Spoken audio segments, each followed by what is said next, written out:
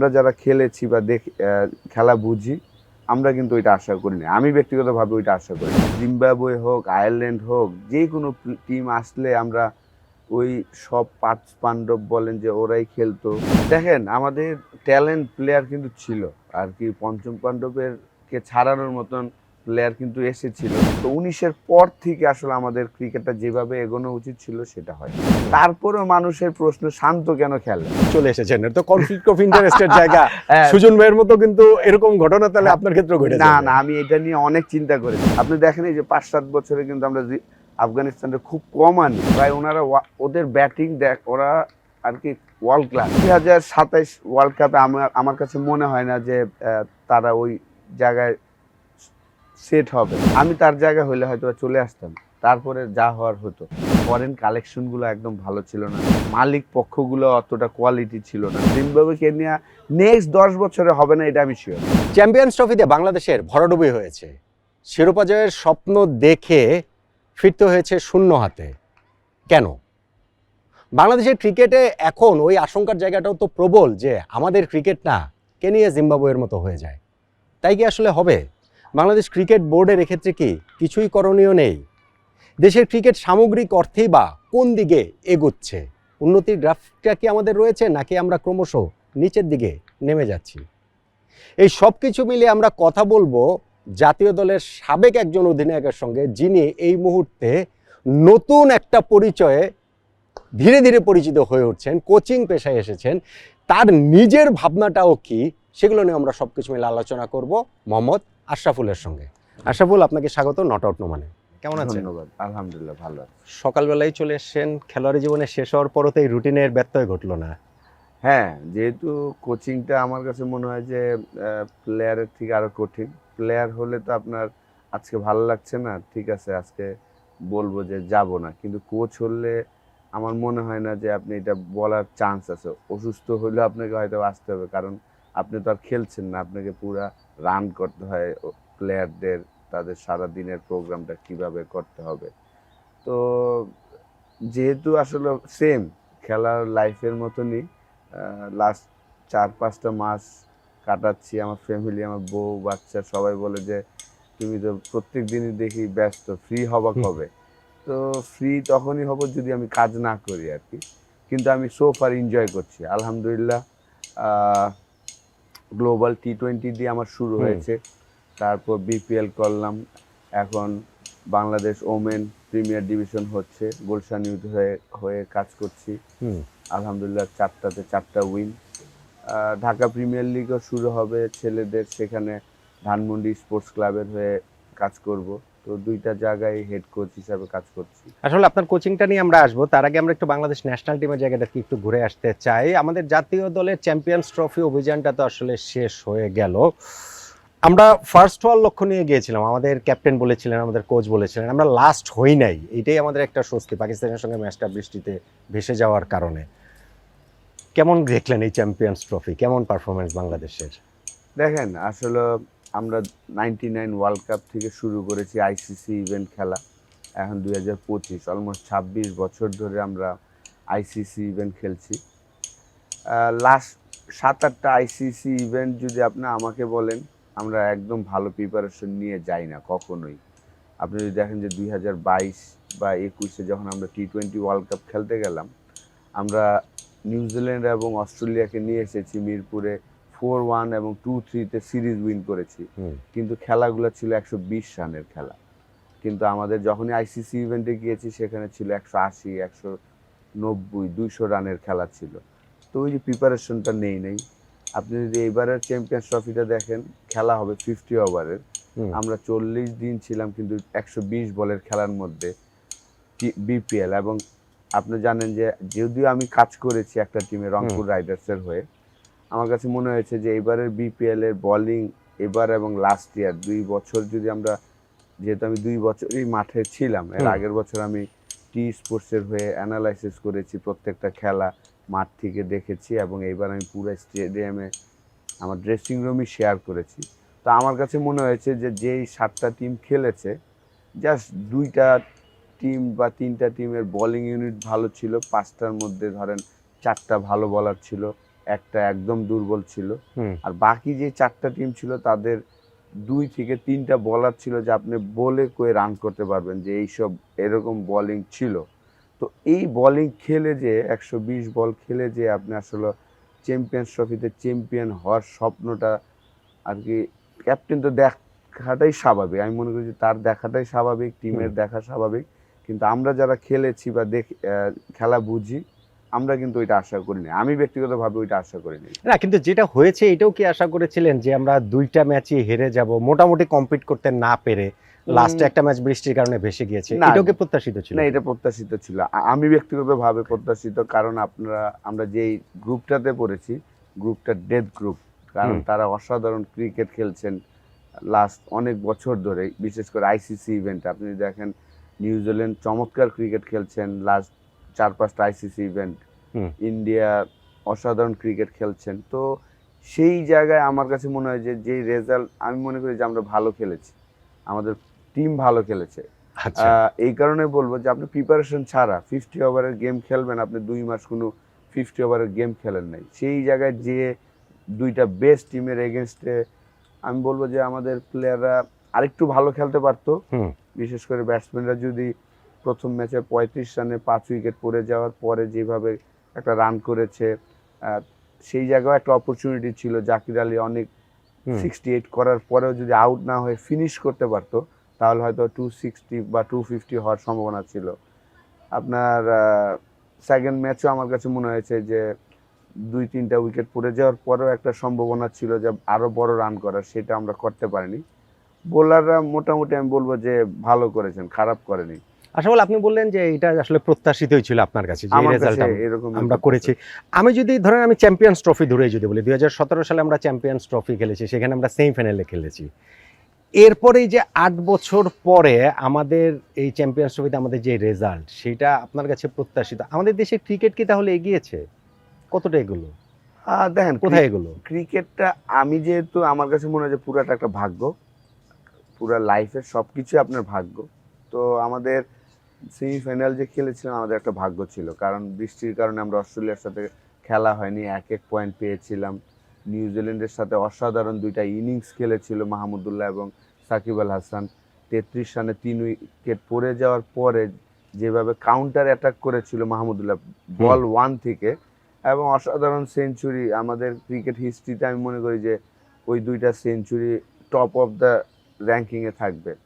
তো ওই জায়গায় আমাদের ভাগ্য ছিল, এবং ওই সময়টা আমাদের সিনিয়র সবগুলা প্লেয়ার তাদের কেরিয়ারের বেশ সময় কাটিয়েছে। মুশফিক, তামিম, সাকিব, মাহমুদুল্লাহ, মাশরাফি লিডার হিসাবে ছিলেন।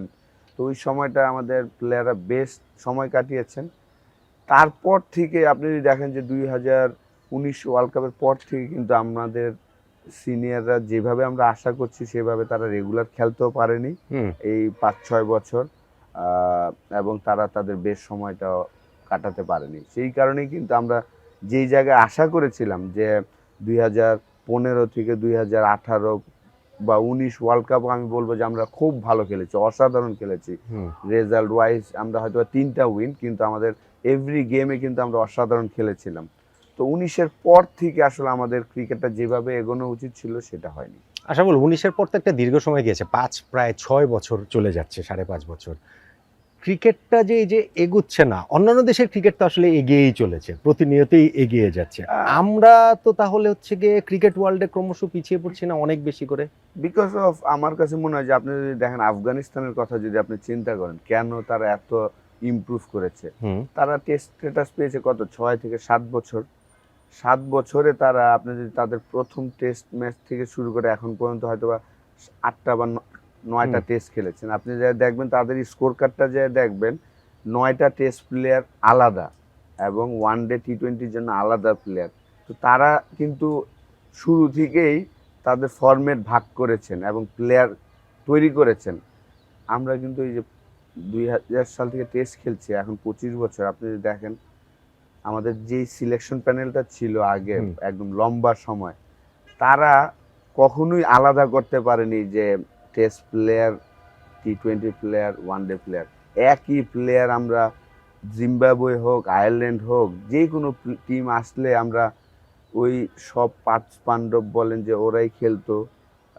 আর কি কিছু প্লেয়ার ওরা রিস্কই নিতে পারেনি। আয়ারল্যান্ডের মতন টিম আপনার খেলার জন্য আপনার সাকিবকে টেস্ট খেলতে হবে, আইপিএল খেলতে দিবে না, মুস্তাফিজকে আইপিএল থেকে নিয়ে আসবেন, জিম্বাবুয়ের মতন খেলা রিসেন্টলি লাস্ট ইয়ার।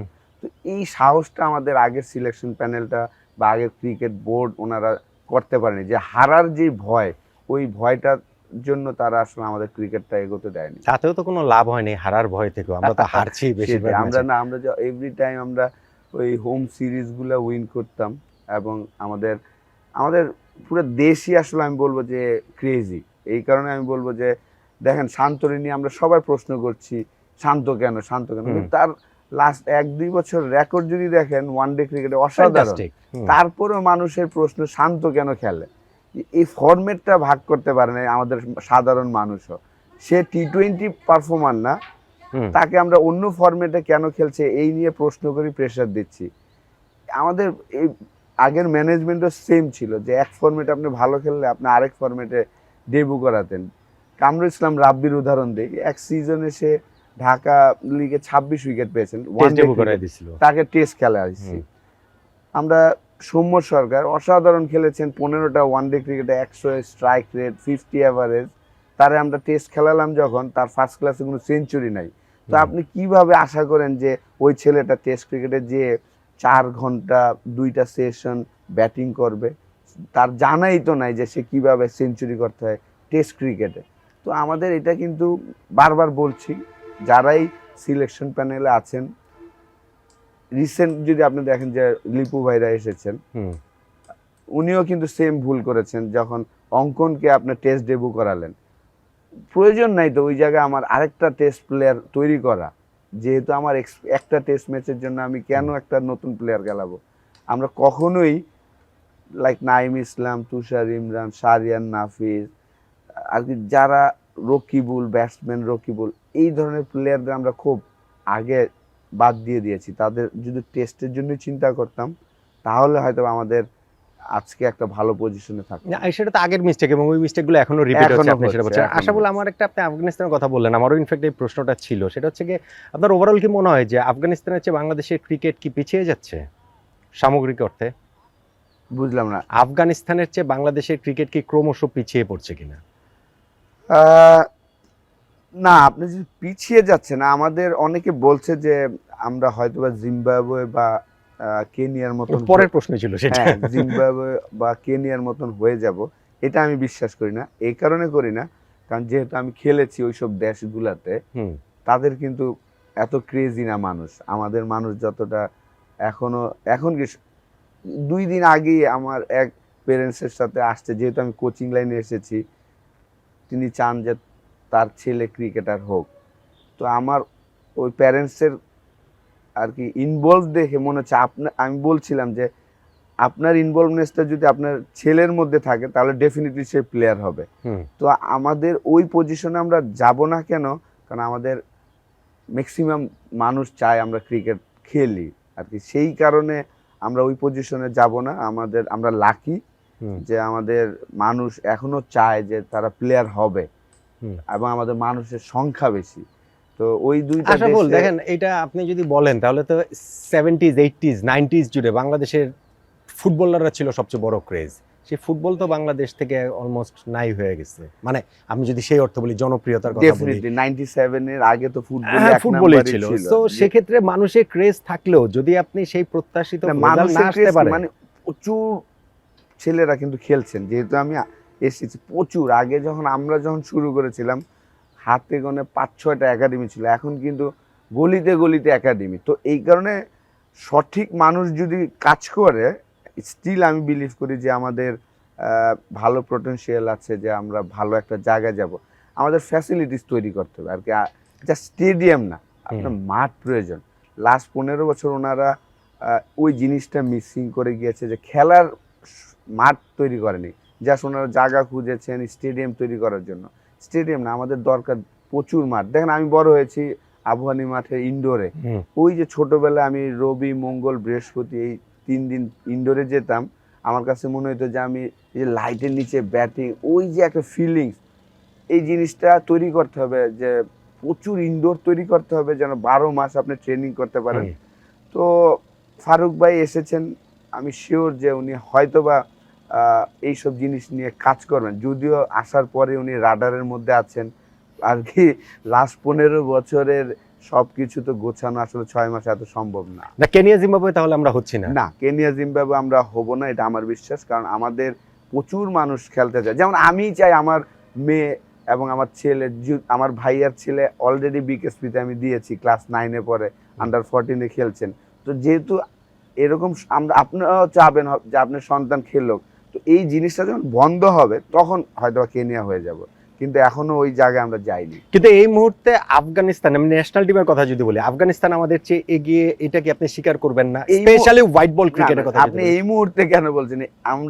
আমরা তো ভয়ে ওদের সাথে, কিন্তু আগের বোর্ডে যারা ছিলেন ওনারা কিন্তু ভয়ে ওদের সাথে সিরিজ খেলতে চাইতো না। যতটুকু আমি জানতাম যে তাদের সাথে খেললে হয়তোবা 3টা খেলে আপনি 2টা হারবেন, এটা আমরা জানি যে সম্ভব 2টা হারা। ভুল জানেন না, হ্যাঁ, ঠিকই জানেন। তো 2টা হারলে তাদের হয়তোবা রেপুটেশন খারাপ হবে, সেই চিন্তায় কিন্তু আমরা জিম্বাবুয়ে মতন টিমকে বেশি বেশি নিয়ে আসতাম। তাদের কিন্তু আমরা, আপনি দেখেন এই যে 5-7 বছরে কিন্তু আমরা আফগানিস্তানের খুব কম আনি, কিন্তু হারার ভয় থেকে সরতে হবে।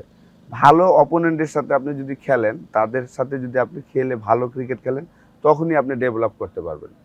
আফগানিস্তানে এত ডেভেলপ করে গেল, আপনি যখন ক্রিকেট খেলা শুরু করেছেন না আপনার ক্যারিয়ারের মধ্য গগনে, ইনফ্যাক্ট আপনার ক্যারিয়ারের আমি যদি বলি শেষ দিকেও এসে যদি আমি বলি 2013-14 পর্যন্ত, তখন পর্যন্ত তো আফগানিস্তান ক্রিকেট বিশ্বের মানচিত্রে ছিলই না, আর এখন আমরা তাদেরকে ভয় পাচ্ছি। দেখেন, আফগানিস্তান কিন্তু পাশাপাশি পাকিস্তানের সাথে, তো যেহেতু 2011-তে বা 10-এ মনে হয় আমরা গোল পেয়েছিলাম এশিয়ান গেমসে ফাইনালে, আমি ছিলাম ক্যাপ্টেন, ফার্স্ট গোল ওইটা। তো তাদের সাথে তো আমরা কথা বলতাম, তারা ঘুম থেকে উঠে বোমের আওয়াজ শুনে, তো 140 কিলোমিটার বল, 150 কিলোমিটার বল তারা ভয় পায় না আর কি। আমরা যখন আলাপ করতাম যে ভয়, বলতেছে আমার যে আমরা ঘুম থেকে উঠি বোমের আওয়াজ শুনে, আমি ভয় পাবো কেন? ওই জায়গা থেকে আসলে, এবং যেহেতু তাদের পাকিস্তানের একটু ফ্লেভার আছে খেলার মধ্যে, ওই জায়গাটায় আসলে তারা আমাদের থেকে এগিয়ে গিয়েছে। আসলে আপনার কি মনে হয় যে বাংলাদেশে ক্রিকেট, আমরা হচ্ছে গিয়ে পঞ্চপাণ্ডব আমাদের যারা, তারা তো আমাদের ক্রিকেটকে একটা হিউজ সার্ভিস দিয়েছেন, এটা তো অবশ্যই স্বীকার করতে হবে। ওই জায়গাটাই বাংলাদেশে ক্রিকেট ঘুরে ফিরে ঘুরপাক খাচ্ছে, ওই জায়গাটা থেকে আমরা বেরোতে পারছি না, বা সামনে কীভাবে বেরোবো? আমি তাদের সকল কীর্তির প্রতি সম্মান রেখেই বলছি, তারা না থাকলে তো বাংলাদেশ ক্রিকেটটা এই জায়গাটাতে আসতো না, কিন্তু এরপরে নেক্সট লেভেলটাতে আমরা আর যেতে পারিনি, পঞ্চপাণ্ডবের মধ্যেই আটকে ছিলাম, এরকম কি আপনার কি মনে হয়? অবশ্যই আপনি আর কি, ডেফিনেটলি তারা বাংলাদেশের এখন যে পর্যায়ে এসেছি তাদের বিরাট একটা অবদান তো আছে। বিশেষ করে আমি বলবো যে তাদের অবদানটা 2014 থেকে 2019 পর্যন্ত যদি দেখি, ওই সময়টা আমাদের রেজাল্ট ছিল অসাধারণ। ওই 5 জনের সাথে সাথে কিন্তু ওই সময় আসলে কিছু প্লেয়ার এসেছিল, মুস্তাফিজ এসে ইন্ডিয়ার সাথে 2 ম্যাচে 2টা ম্যান অফ দ্য ম্যাচ, 5টা-6টা উইকেট, সৌম্য সরকার, লিটন, কিছু কিছু প্লেয়ার ছিল সেই সময়টা যে তারা এক্সট্রাঅর্ডিনারি পারফরমেন্স করেছে, কিন্তু তারাও আমি মনে করি যে বিরাট অবদান আছে। কিন্তু আমাদের পুরা ক্রিকেট বোর্ড যারা ছিলেন ওনারা সবসময়, এবং আপনাদেরও দোষ দিব, আমি বলবো যে মিডিয়ারও একটা দোষ আছে, যা কিছু হয় জাস্ট পঞ্চপাণ্ডব বলে বাকি প্লেয়ারদের কিন্তু ছোট করা হতো। ওই জায়গা থেকে পঞ্চপাণ্ডব তো কন্ট্রিবিউট করেছে বেশি, সো ডেফিনেটলি পঞ্চপাণ্ডব কন্ট্রিবিউট তো সবাই। আমরা আমাদের সময় যখন আমরা শুরু করেছিলাম তখন আকরাম ভাই, বুলবুল ভাই, যার যার সময় কিন্তু তারা, তখন যেমন আপনার নাম আমরা বেশি বেশি বলতাম, সেটা ক্ষতিও হয়েছে, সেই জিনিসটা আমার মনে হয় যে ক্ষতিও হয়েছে। বাট এখন আমার সময় হয়েছে যে আমাদের সবাই আসলে ফরম্যাটটা নিয়ে আলাপ করা উচিত। আমরা আসলে দেখেন শান্তকে নিয়ে এই প্রশ্ন, মাহমুদুল্লাহকে নিয়ে প্রশ্ন করার তো কোনো উচিতই না। টানা 4 ইনিংসে 4টা 50, বড় বড় 50 করেছেন, এক ইনিংস খারাপ করাতেই আমরা তাকে নিয়ে প্রশ্ন শুরু করেছি। এই জিনিসগুলো বন্ধ করতে হবে, এছাড়া আসলে আমাদের ডেভেলপ হওয়াটা না। আমি পঞ্চপাণ্ডব নিয়ে আমার প্রশ্ন সেটা হচ্ছে যে কোনো দেশের স্পোর্টস এগিয়ে নেওয়ার জন্য এক জেনারেশন থেকে আরেক জেনারেশনে বেটার প্লেয়ার আসা লাগে। লেটস সে আপনারা যখন ক্রিকেট খেলছেন, ডেফিনেটলি আপনারা বুলবুল ভাই, আকরাম ভাই, নান্নু ভাইদের চেয়ে একটা বেটার জেনারেশন, আপনাদের চেয়ে ধরেন বেটার জেনারেশন সাকিব, তামিম, মুশফিক, আমরা পঞ্চপাণ্ডব যেটা বলছি। তো আপনি বলছেন 2019 থেকে আমাদের ক্রিকেটটা ডিক্লাইন, পঞ্চপাণ্ডবের সময়টা শেষ হয়ে যাচ্ছে, আমরা কি আসলে পঞ্চপাণ্ডবের চেয়ে বেটার জেনারেশন, বেটার ক্রিকেটার পাচ্ছি, নাকি পাওয়ার দিকে কি আমরা এগুচ্ছি? ওরকম কোনো আশার জায়গা কি আমাদের আছে? আর যদি সেটা না থাকে আমাদের ক্রিকেট এগোবে কিভাবে? দেখেন আমাদের ট্যালেন্ট প্লেয়ার কিন্তু ছিল আর কি, পঞ্চম পাণ্ডবের কে ছাড়ানোর মতন প্লেয়ার কিন্তু এসেছিল, কিন্তু আমরা ওই যে যারা দায়িত্বে ছিল ওনারা আসলে ফরম্যাটটা বুঝতে পারেনি। কয়েকটা নাম যদি বলেন। সৌম্য সরকারের কথাই ধরেন, ওর অ্যাভারেজ প্রথম 15 ম্যাচে ছিল 50, স্ট্রাইক রেট 100, বীরেন্দ্র সেহওয়াগের মতন রেকর্ড। আপনি চিন্তা করেন, যদি এটার জন্য যখন আমি ছোট ছিলাম 97-98-এ ওয়েস্ট ইন্ডিজ এই টিম এসেছিল, তখন আমি দেখেছিলাম সারওয়ানকে তারা নিয়ে এসেছিল টিমের সাথে, এবং সারওয়ান কিন্তু প্রথম 5-6 বছর শুধু টেস্ট ক্রিকেট খেলেছেন, আর অন্য কোনো ফরম্যাট খেলে নেই। তখন আমি দেখলাম যে এই প্লেয়ারটাকে কেন খেলে না, তারা কিন্তু ওইভাবে তারা বড় করেছেন। তা আমাদের যারা দায়িত্বে ছিলেন সিলেকশন প্যানেলে বা যারাই ছিলেন, ওনারা এই জিনিসটাই তৈরি করতে পারেন। আপনি যদি লিটনের পারফরমেন্স দেখেন, প্রথম যখন শুরু করেছে টেস্ট ক্রিকেটে, তার অ্যাভারেজ কিন্তু 36-40 মতন ছিল প্রথম 4-5টা টেস্টে, কিন্তু ওয়ান ডেতে টানা 13 ইনিংসে রান করে নেই, 0 করে, কিন্তু সে খেলছেন। কেন রে বাবা, ওই জায়গায় তুমি ওরা টেস্ট খেলাও, শুধু সৌম্যরে শুধু ওয়ান ডে খেলাও, তাইলেই কিন্তু ওই ফরম্যাট আর কি ওদের থেকে উপরের প্লেয়ার আসতো। একটা প্লেয়ার আমাদের দেশে 3টা ফরম্যাটই আপনি যদি কন্টিনিউ করেন, সেকেন্ড সিরিজে তাকে পাবেন না যদি আপনি চান, কারণ এত ইজি না ইন্টারন্যাশনাল ক্রিকেটে একই মাসে টেস্ট ক্রিকেটের মেন্টালিটি আনা, টি-20 মেন্টালিটি আনা এবং ওয়ান ডেতে 3টা ফরম্যাটের যে ব্রেনের কাজ, বডি আপনাকে পারমিট করে না আমাদের দেশে, কারণ আমরা ইউজ টু না। এটার জন্য আপনাকে আস্তে আস্তে ইউজ টু করতে হয়। তো ডেফিনেটলি এখনো আছে, অনেক প্লেয়ার আছে আমি জানি যে তারা হয়তোবা ভালো হবে, কিন্তু আমরা বেশি আর্লি আন্ডার-19 খেলার পরেই ওই প্লেয়ারটাকে ন্যাশনাল টিমে নিয়ে আসার চেষ্টা করি।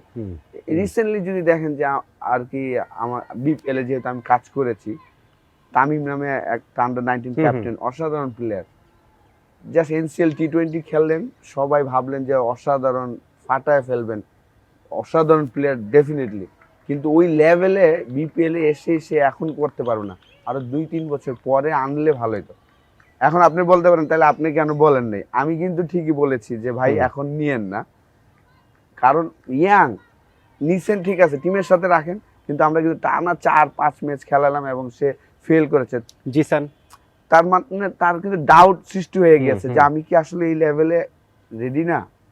অবশ্যই সে আরেকটু টাইম নিয়ে যদি আসতো, এবং টি-20 খেলাটা কিন্তু কঠিন খেলা, তো ইজি খেলা না।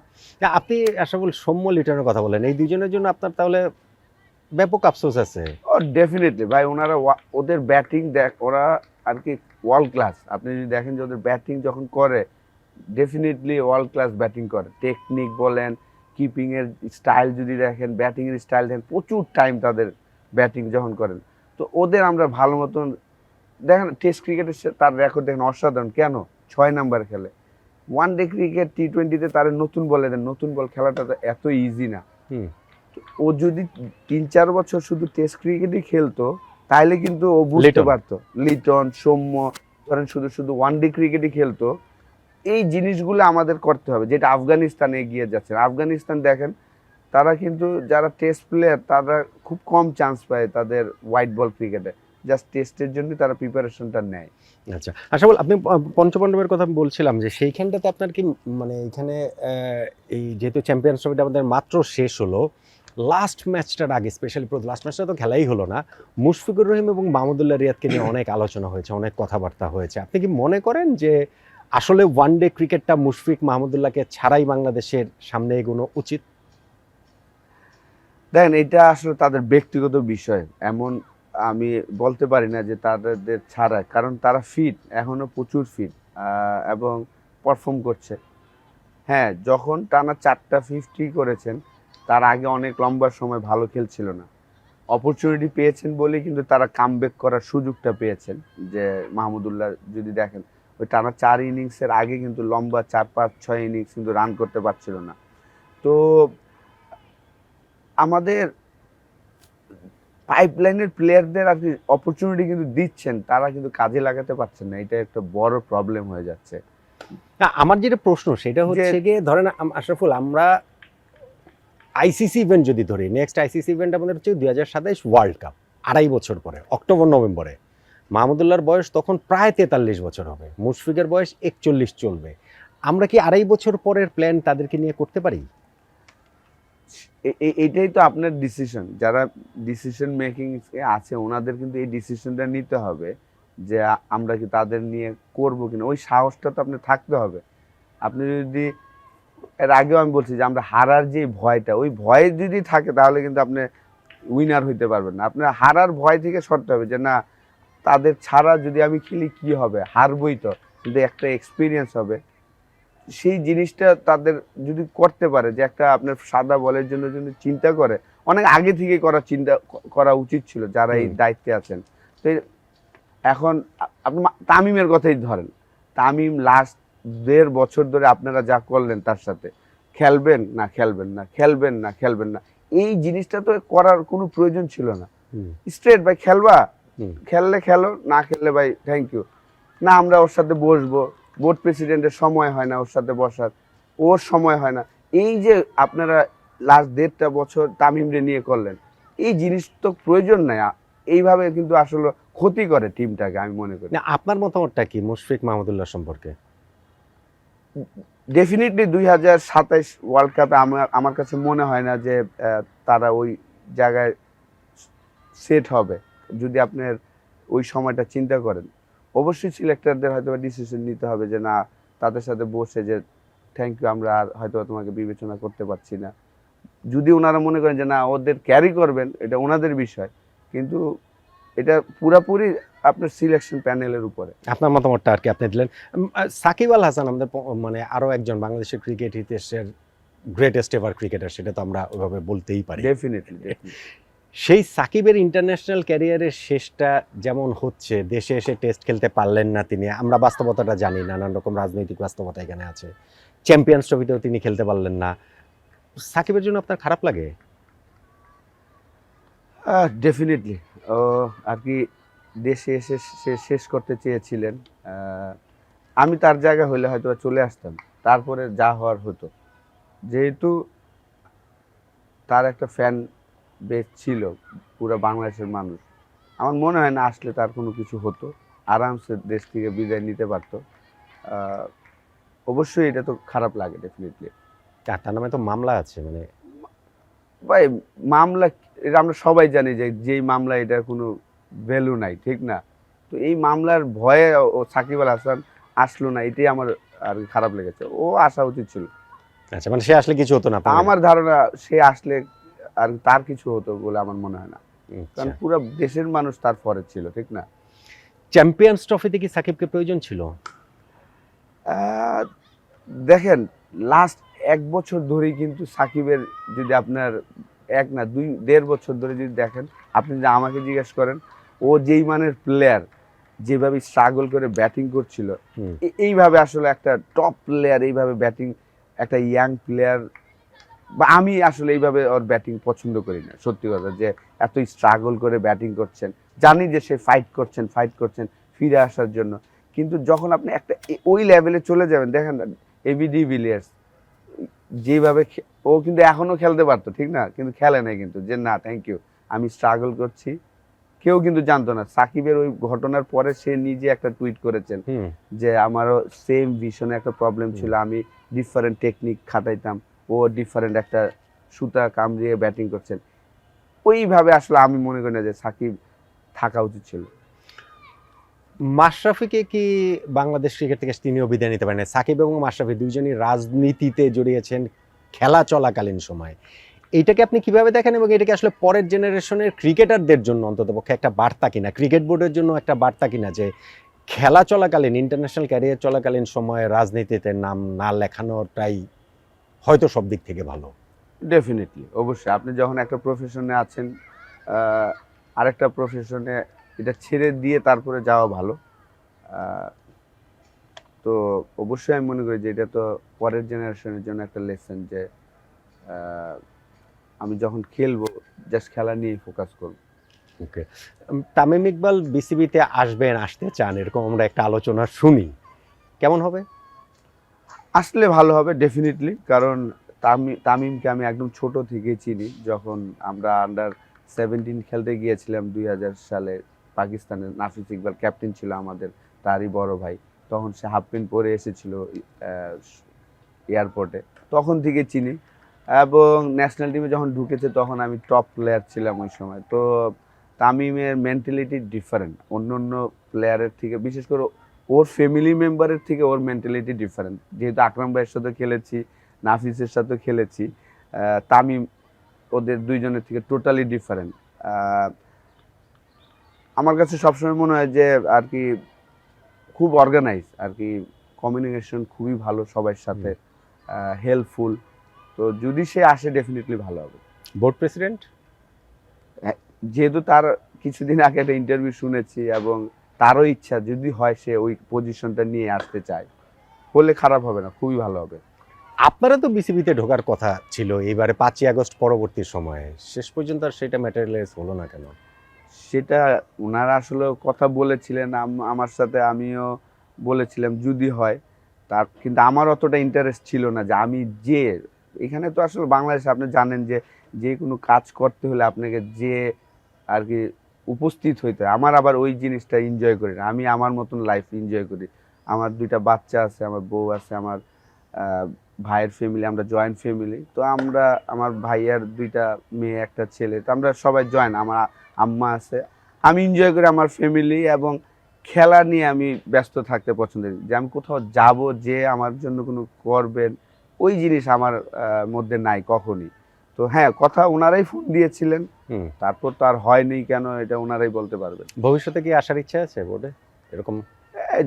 অপরচুনিটি থাকলে তো ডেফিনেটলি কেন না, অবশ্যই আমি চেষ্টা করব এই ধরনের অপরচুনিটি আসলে তো কাজ করার। না, এখন তো আবার আপনি কোচিং এর দিকেও চলে এসেছেন, এটা তো কনফ্লিক্ট অফ ইন্টারেস্টের জায়গা। সুজন ভাইয়ের মতো কিন্তু এরকম ঘটনা তাহলে আপনার ক্ষেত্রে ঘটেছে? না না, আমি এটা নিয়ে অনেক চিন্তা করেছি, যখন এই কারণে আসলে আমি অনেক চিন্তা করেছি যে এরকম আমি হব না, যে একটা করব, যেটা করব একটা করব। আমাকে যেমন অফার আর ফারুক ভাই আসলে বলেছিলেন যে তুই কি হতে চাস, বোর্ড ডাইরেক্টর নাকি কোচিং? তো আমার কাছে মনে হয়েছিল যে বোর্ড ডাইরেক্টর হয়তো বা লম্বা সময়ের জন্য তার হবো না, হলে অল্প সময়। হ্যাঁ, আমি শুরুতে হয়তো এটা হই, তারপরে হয়তো আমি কোচিং, আমি খেলার মাঠে থাকতে চাই, তো সেটা আমি হয়তো ওইটার পরেও করতে পারবো। ওই কারণেই আসলে ওই সময় আমি বলেছিলাম যে হ্যাঁ, আমি যদি অপশন থাকে আমি ডাইরেক্টরের পদে এসে কাজ করতে চাই, কিন্তু একসাথে আমি 2টা করব না ডেফিনেটলি। মানে ভবিষ্যতে বোর্ডে আপনি যদি আসেন তাহলে আর আপনি ক্রিকেট কোচিং করবেন না? নো নো নো, ওইটা আর কি, এটা তো সম্ভব না।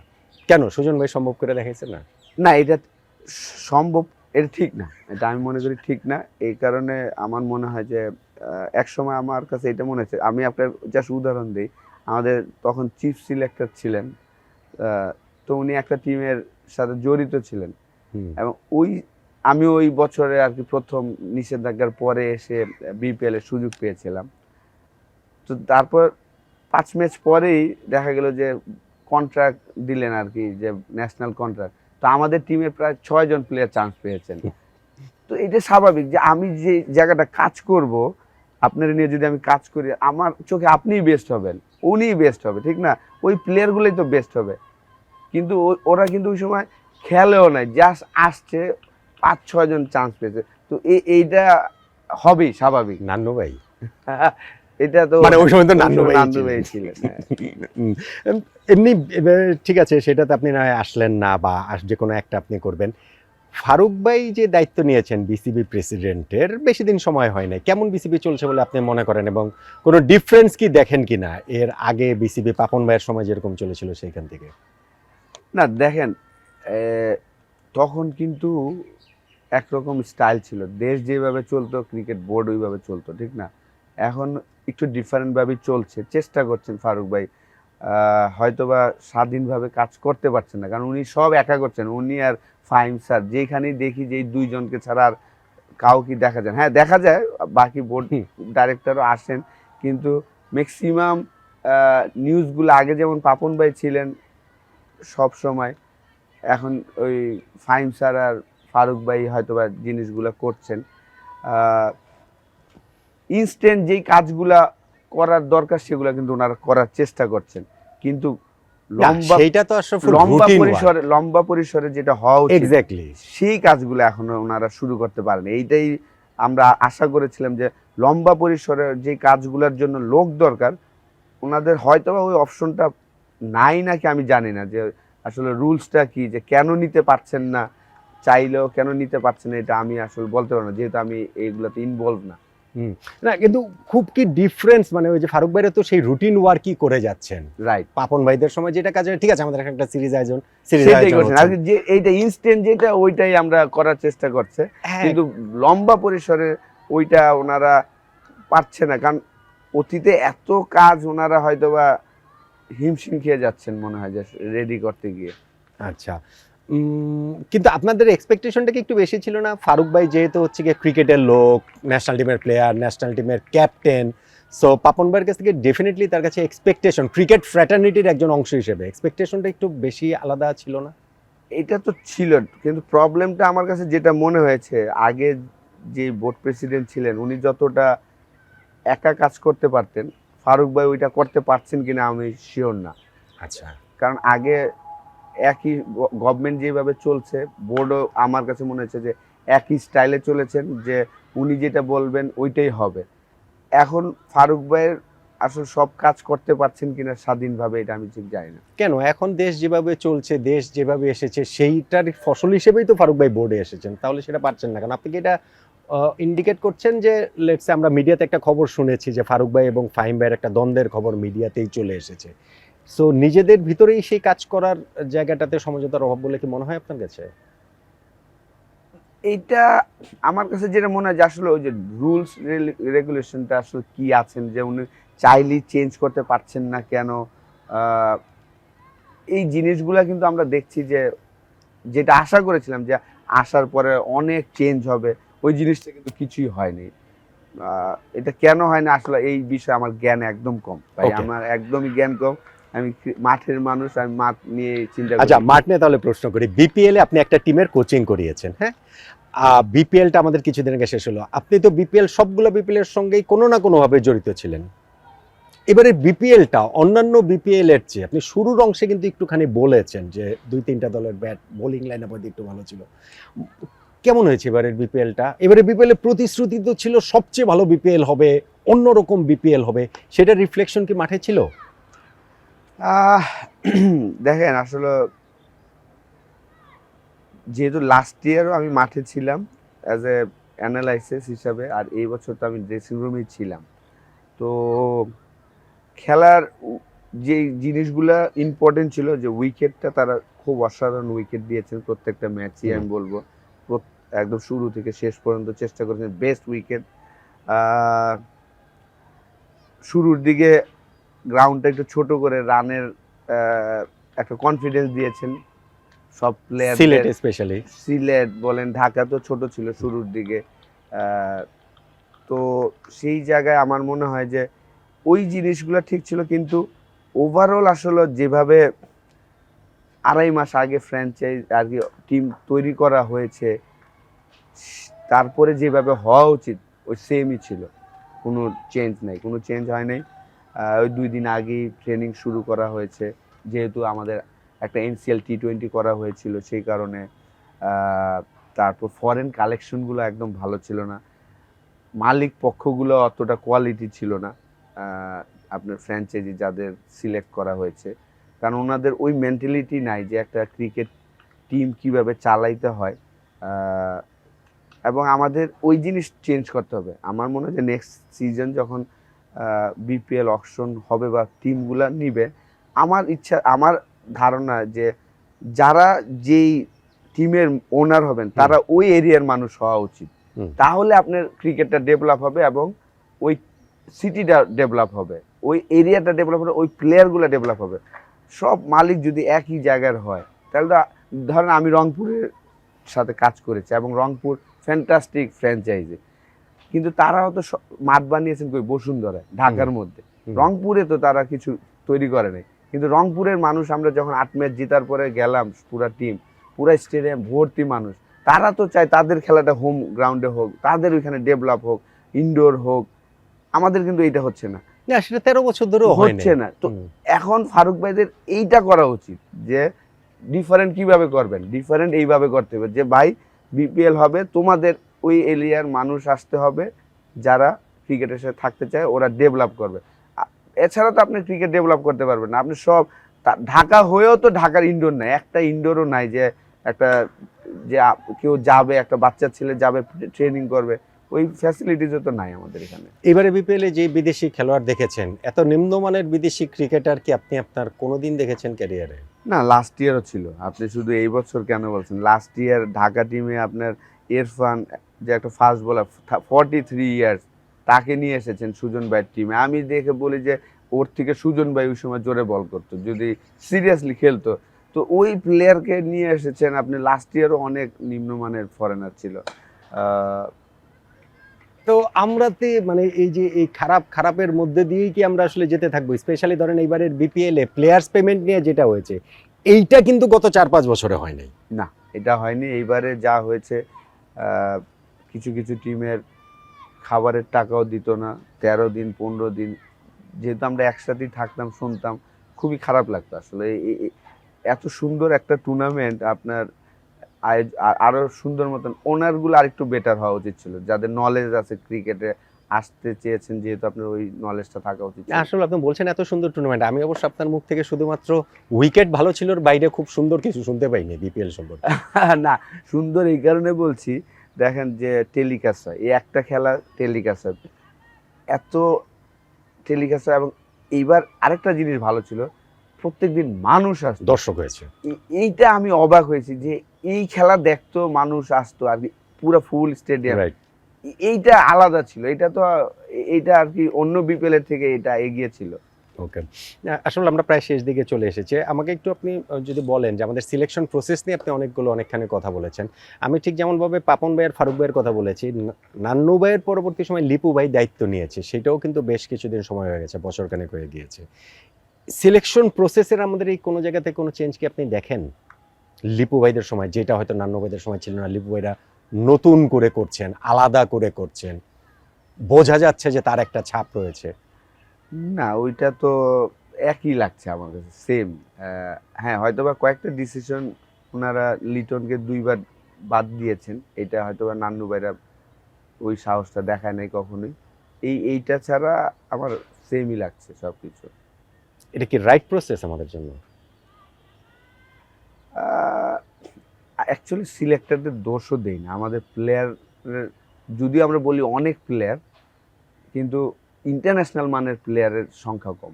যে আপনার জাকির নিয়ে আসবেন, আমাদের সময় কি ছিল যে আপনি একটা জাকির নিয়ে আসতেন, সে প্রথম ম্যাচই একটা 50-60 মারতো, তখন আমরা তাকে আরো 10-12টা ইনিংস সুযোগ দিতাম। এখন আপনি জাকিয়ারের সে ফার্স্ট ম্যাচে ক্লিক করতে পারে না, 2-3 ম্যাচে ক্লিক করতে পারে না, ওই জায়গাটায় সিলেক্টররা প্রবলেমে পড়ে যায়। আমাদের সময় এই সুবিধাটা ছিল যে যেই ছেলেটারে আনতো প্রথম ম্যাচে সে এক্সট্রাঅর্ডিনারি একটা পারফরমেন্স করে ফেলতো। আশা হলে দিয়ে শুরু হয়েছে। সেটাই। আচ্ছা, কোচিং এর নিয়ে যে কথাবার্তা বলছে, আমাদের জাতীয় দলের এখন কোচিং সেট আপে সালাউদ্দিন ভাই যোগ হয়েছেন, সেইখানটাতে কি কোনো ডিফারেন্স দেখেন কিনা?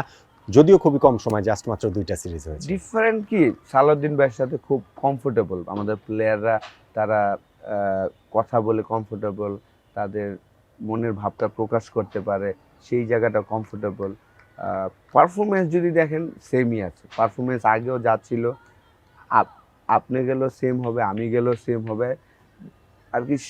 ওইটার জন্য টাইম দিতে হবে, পারফরমেন্স ডেভেলপ করার জন্য টাইম দিতে হবে। সালাউদ্দিন ভাই যত অল্প সময় গিয়েছেন, হয়তো মেন্টালিটি আর একটু বেটার হচ্ছে, আগের থেকে বেটার হচ্ছে, কিন্তু পারফরমেন্স যদি বিবেচনা করেন সেম।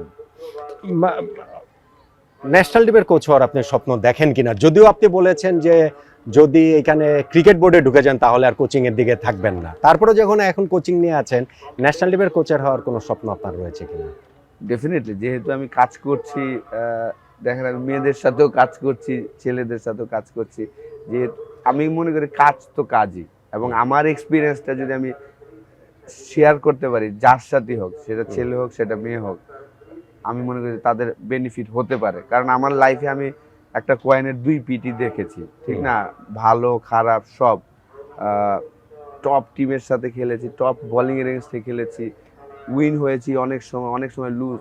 তো ওই জিনিসগুলো আমি শেয়ার করার চেষ্টা করি, এবং আমি আমার কোচিংটা করাই হলো পুরো আমার 28 বছর যে আমি জার্নিটা, ওই যে মাদারটেক থেকে ধানমন্ডি হেঁটে যাওয়া আসা, একটা ডাব কিনে একজন পানি খাইতো আর আমি শ্বাসটা খাইতাম, ওই যে জার্নি করে আমি যে এই জায়গায় আসছি, ওইটাই আমি ওদের চেষ্টা করি তুলে ধরার জন্য। অবশ্যই আমি স্বপ্ন দেখি একদিন তো বাংলাদেশ টিমেও কাজ করব, কিন্তু আমি স্টেপ বাই স্টেপ যে একদম স্ট্রেট এখনই, হ্যাঁ আমার জন্য এখনই ওই জায়গায় কাজ করাটা বেটার, আর কি ন্যাশনাল টিমে কাজ করাটা আমার জন্য বেটার। কেন?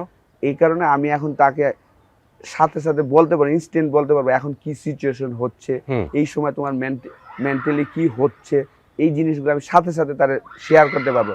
কারণ যেহেতু আমি রিসেন্ট খেলা ছেড়েছি এবং আমি এই খেলাটা খেলেছি, আমার জন্য কাজ করা সহজ ন্যাশনাল টিমে, আমার জন্য কাজ করা সহজ না আন্ডার-15, আন্ডার-16, 19। যদিও রাহুল দ্রাবিড় আন্ডার-19 নিয়ে কাজ করে ওই জায়গায় নিয়ে গিয়েছেন, কিন্তু আমি মনে করি যে আমার জন্য, আপনি যদি ওয়ার্ল্ডের সব টপ প্লেয়ার দেখেন, খেলা ছাড়ার পরেই কিন্তু তারা সাথে সাথে ন্যাশনাল টিমের সাথে কাজ করে। কেন? তারা ইনপুটটা দিতে পারে, এই সিচুয়েশনটা কি হচ্ছে, এখন কি হতে পারে। আমরা প্রচুর নেগেটিভ জিনিস নিয়ে কথা বলি, এই সময় তোমার কি হওয়া উচিত, এটা আমার আর যারা রিসেন্ট খেলা ছাড়বে তাদের থেকে বেটার অন্য কেউ বলতে পারবে না। এটার জন্য আমি মনে করি হ্যাঁ, আমার মানুষ হয়তো ভাববে যে কি বলছে না, এইটা আমি মনে করি আমার জন্য রাইট টাইম এখন ওদের সাথে কাজ করা। অপরচুনিটি পেলে করবেন? ডেফিনেটলি, কেন না।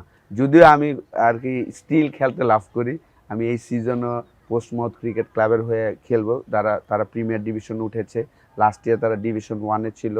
তো আমি খেলতে পছন্দ করি, আমি 5 মাস দেশের বাইরে থাকবো, সেই কারণেই আসলে আমি কোথাও একদম ফুললি ইনভলভ হই না। আমি যখন এই সিজন আমাদের সিজনে আমি জাস্ট কোচিং করাচ্ছি, ইংল্যান্ডের সিজনে আমি ইংল্যান্ড খেলবো, নেক্সট ইয়ার হয়তো আমি ফুল টাইম কাজ করার চেষ্টা করব। আসলে আমার লাস্ট প্রশ্ন, আপনি বাংলাদেশ ক্রিকেটের বর্তমান সামগ্রিক অবস্থার প্রেক্ষাপটে কি আপনি মনে করেন কিনা আমাদের অনেক নেগেটিভিটি এখন চ্যাম্পিয়ন্স ট্রফিতে আমাদের শুধু পারফরমেন্স খারাপ হওয়ার কারণে না, ওভারঅল গত কিছুদিন ধরে আমাদের ক্রিকেট যেভাবে এগোচ্ছে, কিছুদিন বলতে আমি গত 6 মাস, 1 বছর, 2 বছর, 3 বছর, 2-3টা আইসিসি ইভেন্ট সব কিছু মিলিয়ে যেভাবে এগোচ্ছে, নেতিবাচক একটা জায়গার দিকে ক্রিকেট আছে। আপনি কি এই জায়গাটা থেকে মনে করেন যে আমাদের ক্রিকেট আসলে সত্যি সত্যি আসলে খারাপ থেকে আরো খারাপের দিকে যাচ্ছে, নাকি না আমাদের ক্রিকেটের ভবিষ্যৎ এখনো এই অবস্থার মধ্যেও সকল সীমাবদ্ধতার মধ্যে আপনি আসলে ইতিবাচক জিনিস দেখেন, আপনার মনে হয় যে না দেশের ক্রিকেটের ভালো সময়টা সামনে আছে? দেখেন এখন যেইভাবে আসলে যাচ্ছে, ডেফিনেটলি মনে হবে যে খারাপের দিকে। কারণ এই ঢাকা প্রিমিয়ার লিগে আমাদের প্লেয়াররা যারা লাস্ট ইয়ার ধরেন 80-90 লাখ টাকা পাইতো, তারা এবার হয়তো 30 লাখ টাকা খেলতেছে। যারা 30 লাখ টাকা খেলতো তারা হয়তো 5 লাখ টাকা খেলতেছে, বিগ জাম্প করছে। তো এইভাবে যদি, তাও একটা পজিটিভ দিক, এই খারাপের পজিটিভ দিক যে তারা সবাই খেলতে চাচ্ছে, তারা পারফর্ম করতে চাচ্ছে। তো সেই জায়গায় আমার মনে হয় যে একটা সিস্টেম তৈরি করা উচিত। ডেফিনেটলি যারা 80-90 লাখ টাকা পেয়েছিলেন আগে, ওইটা উচিত ছিল না। কয়েকটা টিমের কারণেই তারা এত টাকা পেতেন, তারা ডিজার্ভ করতো না। আমার কাছে মনে হয় যে 80-90 লাখ টাকা, এটা হয়তো শুনলে বলবে যে আমি হিংসাতে বলছি, হিংসার জন্য বলছি না, একটা তো লেভেল আছে। আপনি 80-90 লাখ টাকা দিচ্ছেন, একদম লাস্ট আরেকটা প্লেয়ারকে আপনি 4 লাখ 5 লাখ টাকা দিচ্ছেন একই ড্রেসিং রুমে, এটা তো হতে পারে না। আপনি কোচ নিতেছেন 40 লাখ টাকা, আপনি অ্যাসিস্ট্যান্ট কোচ দিতেছেন 2 লাখ 3 লাখ টাকা, এটা তো হতে পারে না। একটা সিস্টেমে থাকা উচিত সব জায়গায়।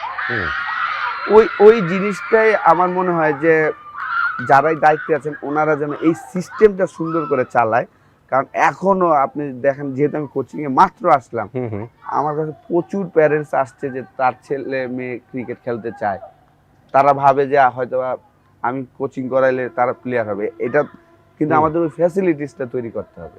তো পজিটিভ দিক আছে, এখন আমরা জিম্বাবুয়ে কেনিয়া হব না, এটা আমি শিওর। এইটাই আপনি বারবার বলছেন। হ্যাঁ, এটা আমরা হব না, জিম্বাবুয়ে কেনিয়া নেক্সট 10 বছরে হবে না, এটা আমি শিওর। কিন্তু যদি এইভাবে চলতেই থাকে, এইভাবে যদি চলতে থাকে 10 বছর পরে আসলে কি হবে এটা আমি বলতে পারি, নেক্সট 10 বছরে। কারণ ক্রিকেট বলে দেখেন, এখন ক্রিকেট বলে না খেলে মানুষ টেপ টেনিস খেলতে চায়, কারণ টেপ টেনিসে এখন টাকা বেশি, 20,000 25,000 টাকা করে একটা ম্যাচ খেলে পায়।